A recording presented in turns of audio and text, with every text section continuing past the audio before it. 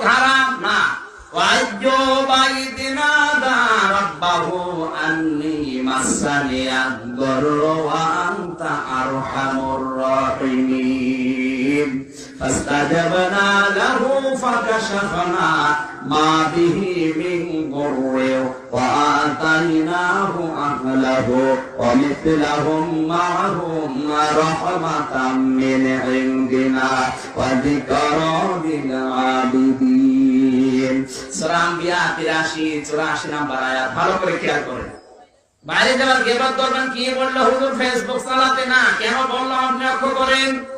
আল্লাহ পাক বলে লক্ষ্য করো, স্মরণ করো, দেখো আমার নবী আইয়ুব আলাইহিস সালামের দিকে তিনি যখন অসুস্থ হয়ে পড়েছিলেন, তিনি ডাক দিলেন, হে আমার রব, আমি অসুস্থ আর তুমি কিন্তু রহমানুর রহিম।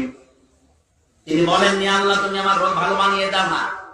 তিনি এমন কায়দা করে কথা বললেন, আল্লাহ আমি কিন্তু অসুস্থ আর তুমি রহমানুর রহিম।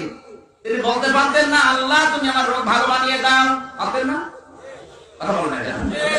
এমন কায়দায় আল্লাহকে কথা বলেছেন, আমার আল্লাহ শুনতে বাধ্য। আল্লাহ পাক বলেন ফাস্তাজাবনা লাহু, আমি আইয়ুবের ডাকে সাড়া দিলাম, তার মানে তাকে লাইক দিলাম। ফাকাশাফনা, তার ওইটা আমি দূর করে দিলাম কষ্টটা, তার মানে কি তার ওই কষ্টটা আমি শেয়ার করে সরিয়ে দিয়েছি।